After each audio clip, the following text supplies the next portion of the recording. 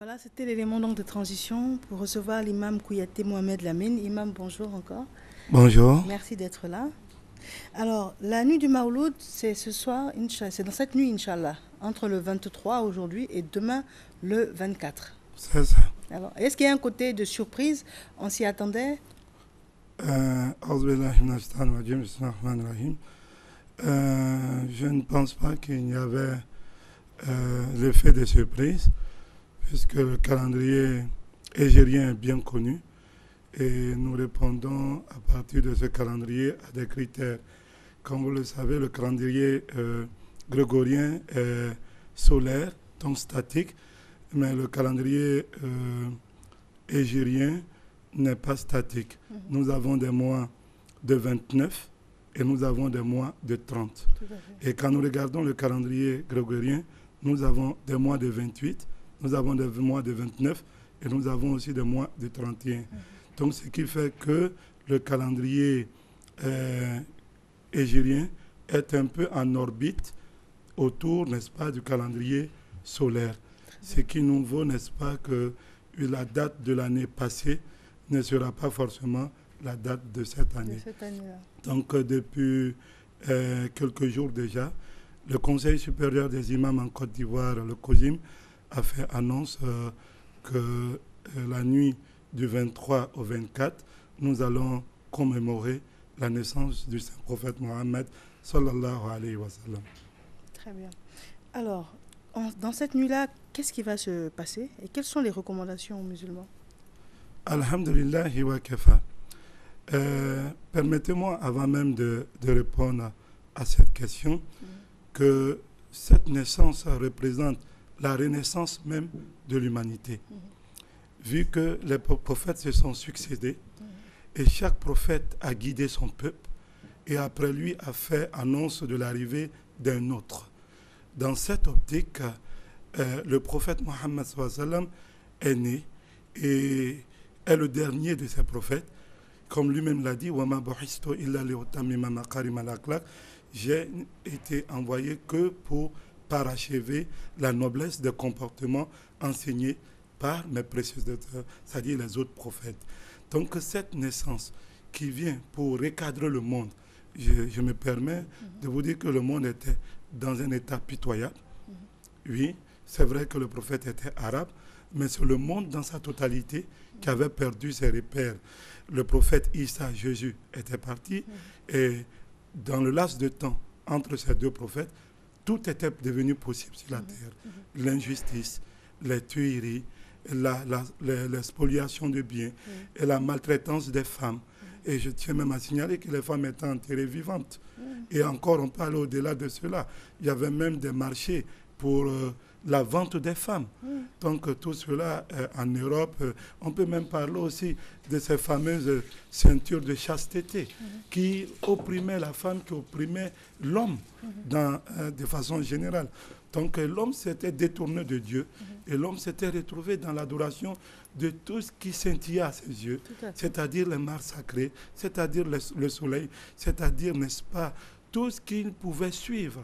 Donc il fallait qu'il y ait un recadrage.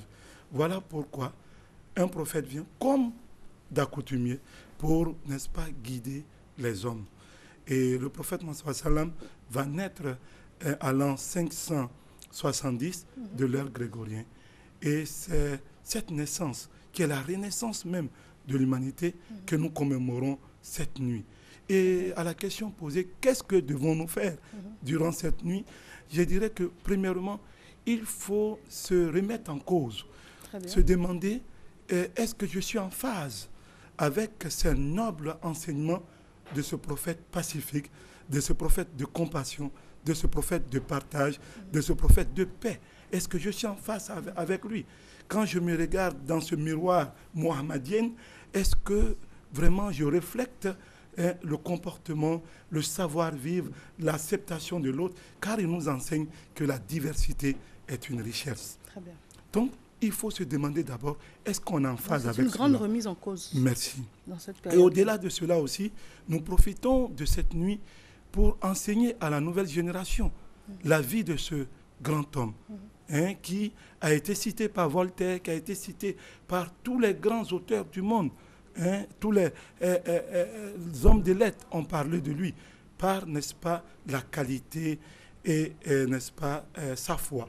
Donc, enseigner aux enfants, enseigner aux adultes souvent aussi, hein, enseigner aux enfants aussi souvent la vie du prophète. Et ça, c'est au cours de cérémonies. Et surtout, faites des prières aussi à son endroit. Puisqu'il nous est enseigné dans le Coran que lorsque nous adressons des prières au Saint Prophète Mohammed, Dieu nous retourne cela comme miséricorde. Donc tout cela va meubler un peu cette nuit. Sans oublier la cérémonie officielle qui aura lieu à la grande mosquée de la Riviera Golf en présence de toutes nos autorités.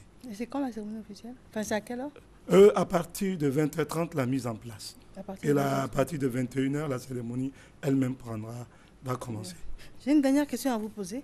Le fait que pour les musulmans, ce soit un événement et que pour les chrétiens, ce soit également un événement le jour qui suit, est-ce que vous n'avez pas l'impression que c'est pour dire qu'on est tous les mêmes, quelle que soit la croyance? Parce que ce sont des événements similaires, je veux dire, chacun dans sa religion. Alhamdulillah wa kafa. Nous pensons que les voies du Seigneur sont insondables. Et que suis-je, moi, pour me permettre, n'est-ce pas, de décortiquer, n'est-ce pas, la volonté de Dieu. Mais je tiens une fois de plus à dire que pour nous musulmans, il n'y a pas de problème de cohabitation avec les non-musulmans. Si vous me permettez bien, nous verrons même que du temps du prophète sallam, malgré que la ville de Médine et de Mecca sont sacrées, il y avait des chrétiens qui y habitaient et qui pratiquaient leur foi. Il y avait aussi des juifs qui y habitaient et qui pratiquaient leur foi. Et si vous regardez parmi les derniers actes de notre noble prophète qu'il a posé, nous trouverons qu'il a même emprunté à des juifs, il a même emprunté à des chrétiens pour dire que la cohabitation était pacifique. Et si vous regardez le verset 256 de la sourate La Vache, Allah nous dira ceci: La ikra fi-din, point de contrainte dans la religion. Point de contrainte dans la religion. Nous n'avons pas à contraindre qui que soit à devenir musulman. Et permettez-moi de ce plateau pour profiter, pour conclure avec, dire que tout ce que nous voyons aujourd'hui nous chagrine. Tout ce que nous voyons aujourd'hui nous chagrine parce que très souvent, il suffit simplement de porter la barbe ou il suffit tout simplement de crier Allahu Akbar et on vous confond à des musulmans. Hein? Vous voyez, c'est vraiment tragique. Et nous voyons des personnes... À des extrémistes. Oui, des personnes qui ne reflètent pas la valeur de l'islam. Et c'est comme si je disais, j'aime bien l'histoire, vous me permettez, quand je prends la première guerre et la seconde guerre qui a engagé le monde entier, vous allez voir que dans cette guerre-là, des chrétiens et des chrétiens se sont entretués. Mais est-ce que cela veut dire que la Bible nous demande, n'est-ce pas, de nous entretuer? Nous dirons non. Bien sûr que non. Bien sûr que non. Et dans cette même optique, vous allez trouver aussi des personnes qui se disent musulmans, mais qui ne respectent pas les règles de vie. Donc nous n'avons pas à, n'est-ce pas, juger la religion de par l'action malencontreuse ou satanique, même si vous me permettez l'expression, de personnes ou de groupuscules. Donc l'islam est une religion de paix et demeurera une religion de paix et nous cohabitons pacifiquement avec nos frères. Pour la petite histoire, je dirais même que ce soir, nos amis, les catholiques des cités du lycée technique seront avec moi à la mosquée du lycée technique. Et à chaque fois qu'ils ont un baptême, je suis toujours convié. Même si on m'envoie d'abord mon poulet à la maison pour être égorgé. Qu'Allah nous donne la bonne compréhension. Amen. Donc c'était donc l'imam Kouyaté Mohamed Lamine, imam de la mosquée des cités du lycée technique de Cocody. Merci en tout cas, merci à vous d'être venu sur notre plateau. Merci à vous.